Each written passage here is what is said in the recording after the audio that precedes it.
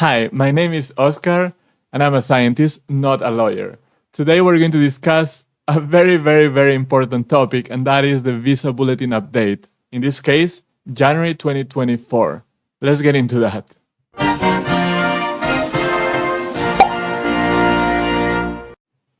Why is January so important? Well, January is important because we are changing not only month, but we are changing quarter, okay? The fiscal year for USCIS and the Department of State starts in October. September is the last month. So October, first month of the year. So we have October, November, December, and then change of quarter, and we go to January. Why is this so relevant? Because this year, these two agencies started releasing visa numbers based on the quarter and not only based on month. So that means that we thought, and you will see now that it is true, that in the change of quarter, more news will come to the Visa Bulletin. Dates will move when the quarters change, okay? Just a reminder, in this channel we talk about green card categories in which you can self-petition. That means that you don't need to have a job offer or a company sponsoring you, and you don't even need to hire a lawyer if you choose to do so. And you can save some money there, okay? So let's go with the Visa Bulletin. Why is the Visa Bulletin so important, not only for January, but in general? Because it tells us how much weight we can expect. Really what it tells us is, can we go for adjustment of status if you're in the US? Can we get our embassy or consulate interview if we are abroad? Okay, we can apply from the US with an adjustment of status, or we can apply from abroad with a consular processing method, okay? So let's get to my other screen and start talking about this January 2024 Visa Bulletin. How do you find this Visa Bulletin by yourself? You Google Visa Bulletin, and usually it will be your first result. And when you open the website, it will be this blue site by the Department of State, travel.state.gov, and you will see on the left side the current month. Right now we are in December, and on the right side, at a certain date that it changes month to month, you will find the upcoming Visa Bulletin, in this case, January 2024.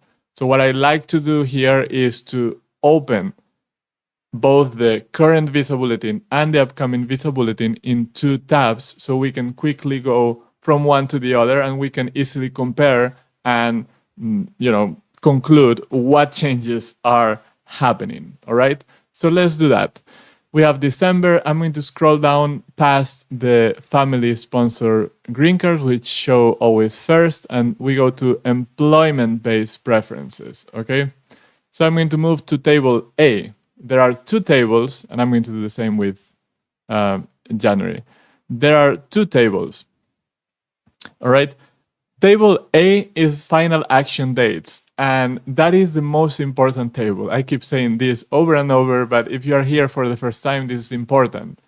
Table A is really the table that dictates if there is a visa number available to you. No matter if you are abroad or you are in the US. This table tells you if you can be called for a visa interview at a USCIS center in the US or a consulate abroad. So you cannot finish the green card process unless you are current based on table A, final action dates. Hence that name, final action date, because there's no final action without you being current by this table. All right, so what do we have for EB1? In December, in the current month, we had that EB1 was current for most countries except China and India. China had a date of February 2022, and India had a date of January 17. India had retrogressed in the previous months a lot, by many years. I can think of May last year, the date was 2022 for India. It was the same date than China. Now they are starting to correct that, and I said in the last month that I was hoping that January will bring a big change for India, and that is exactly what happens. So I'm glad to finally give some good news. So let's see what happens in January. Well, for most countries, EB1 is still current, which is good. China is now July 2022, so it has advanced a few months, I believe 5 months from December to January Visa Bulletin.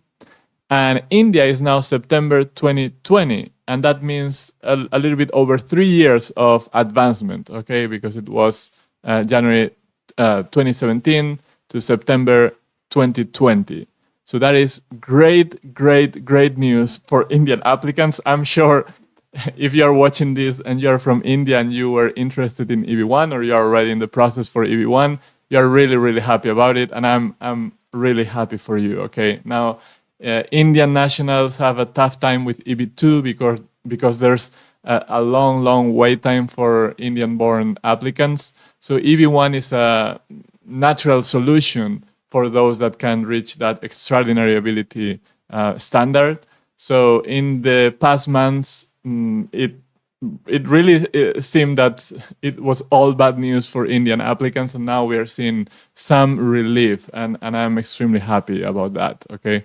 Let's take a look at EB2, second category, which includes EB2 NIW. So for all countries except China and India, we had a date of July 2022. That meant that you couldn't finish the process unless you had started your NIW before July 2022. Okay? So what happens in January? Well, we have a date of November 2022. That means that dates have advanced in the right direction by 4 months approximately. And again, for those of you who are interested in NIW, which I know a lot of you are, and you are not from China or India, you have 4 months of advancement, which is extraordinary based on what we have seen in previous months of frozen dates, of things not moving, so we can be a little bit happy this month. But even if you are from China or India, in December we had an EB2 date of October 2019 for China, and that is advancing by about 3 months to January 2020 in the January Visa Bulletin. For India, the dates are really tough. As I said earlier, for EB2, they had a date of January 2012, and now it moved by a couple of months to March 2012 for India. So again, it's not extremely good news because the wait is so long, but at least dates are moving in the right direction. Okay, so let me recap. EB2, we have great news for NIW applicants. Things are moving in the right direction. Now the question is, will they move in February and March? Because February and March are not change of quarter months. Probably not. That is the catch here with this positive news, is that maybe now we will not see any movement until April, okay? So that is something we will have to see. We will have to wait and see, because this situation where they release visa numbers by quarter is relatively new. So we're going to have to learn together about what USCIS does. I don't typically cover EB3, but just as a quick look at it, we can see that we were in December 2021, and now it will move to August 2022. So half a year of movement, a little bit more than half a year for EB3. And EB4 was January 2019, now is going to be May 2019. So again, a few months of advancement for other categories that are not self-sponsored. So all around, we are seeing good news in these visa bulletins, okay? So let's go now to Table B. What is Table B? Okay, Table B is called Dates for Filing, and it is used to adjust status, and that means to initiate the adjustment of status if USCIS allows you to use Table B that month. So this is a little bit complicated. How do we know if we can use Table B, or we have to use Table A if we are filing an adjustment of status? Well, if we go back to the Visa Bulletin, there will be a link before this table. We can click on this link and open that link, and there will be a website here that says what table adjustment of status applicant must use. Okay, so in December, for example, for employment-based filings, you must use dates for filing charts, and that's table B. Table B is always better because the dates are more advantageous than table A. Now, for the upcoming month, they have not published yet what table to look. I hope that it will be table B because it is a little bit better, but throughout the year, the fiscal year, what happens is that at the beginning they let you use table B, and as the year moves on, they will change to table A. That is the typical situation. We'll have to see once they update this website what is the conclusion here. Okay, so I don't have that information yet because I'm making this video as soon as the Visa Bulletin was released. But so you know, that's how you look at it. So I don't spend that much time on table B just because table A is the most important one. It lets you finalize the process. But table B has some importance if you are adjusting status, because if they allow you to use table B, you can file your adjustment of status I-485 form earlier. And the benefit of doing that is that if you can file your adjustment of status, you can also request a temporary work permit, an EAD card, and you can also apply for a travel document or advance parole that will allow you to travel outside the US. If your existing visa is expired, then you can use that document to travel and come back to the US. So that is one of the big benefits of being able to file your adjustment of status earlier. So what happens with EB1 in table B? Well, in EB1, all countries are current except for China and India. China has a movement of about 5 months from August 2022 to January 2023. And India is seeing a big movement similar to what we saw with table A, well, a little bit less movement, from July 2019 to January 2021. Okay, EB2, which includes EB2 and NIW, well, we are seeing that rest of world goes from January 2023 to February, mid-February 2023, so about a month and a half of movement. And then we see China going from January 2020 to February, sorry, mistake there, January 20 to January 20, so no movement. And the same happens with India. That was 15th May 2012. And the same date is true for the upcoming Visa Bulletin.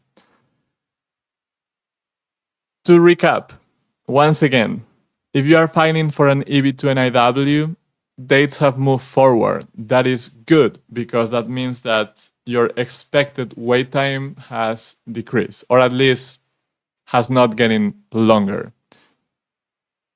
When can you expect to finish the process? Well, right now, based on table A, if you are not Chinese or Indian, there's a little bit over a year of wait time since you file your I-140 until you can complete the process. Does that mean that you will have that year and 2 months wait time if you file today or next month? No, because we don't know how the Visa Bulletin is going to change over the coming months. It could get better or it could get worse. The trend is to not get better because there's more and more demand for this kind of green cards. But I cannot tell you for sure. In fact, you know me, I don't make predictions. What I do is I use data each month to analyze statistics, to see what the trend is, to come and give you the updates on the Visa Bulletin so we can all understand what is going on. But I don't do predictions because nobody knows what is going to happen. If you hear people making predictions, please, please, please don't trust those predictions. Don't make decisions based on those kinds of predictions. It doesn't matter if it's a lawyer who makes them, or a consultant, or a YouTuber, or some random person that you've never heard about, okay? Don't pay attention because they don't know what they are talking about. All right, one more thing that I always say is to check for the footnotes in the Visa Bulletin. This month, we don't have any footnote relevant to the EB1 or EB1A or EB2 NIW green card categories, but it's always good practice to come here to the end of the Visa Bulletin and see if USCIS and the Department of State are telling us something about what we can expect for the future months. If you got this far in the video, I hope you did. Let me just give you one more minute of content by inviting you to visit my websites, eb1greencard.info here on the left or eb2niw.info. If you're serious about any of these green cards where you can self-petition without a company, without a lawyer, I have a lot of content there that you can benefit from. I have a lot of free content, and I also have some paid content like my online courses. This is the example of the curriculum for the EB2 NIW course. We have, I think, more than 5 or 6 hours of original, exclusive video content in English and in Spanish. You can submit questions in each of the lessons. You will go through the requirements, how to fulfill requirements, how to put together documents. And now we do monthly live sessions. The next session is this Saturday at 11:30 a.m. Eastern Time, December 16. You will find me there. If you are a member in the course, you will be able to talk with me, to tell me your concerns, your doubts, your questions, your feedback, and we're going to meet each other. And I really love that kind of participation, that kind of moment where we can actually see each other. So visit my website, eb2niw.info for EB2 NIW or eb1greencard.info for that higher category of green cards. And I promise you that you will not be disappointed by this kind of course where really I put everything I know, everything I can offer is there. I update them constantly. I keep improving that content, and I really hope to better serve you each month and each day, okay? So as usual, thank you so much for following me, for sharing this video, for subscribing to the channel, for being there on the other side. I thank you, and I wish you good luck on your green card journey.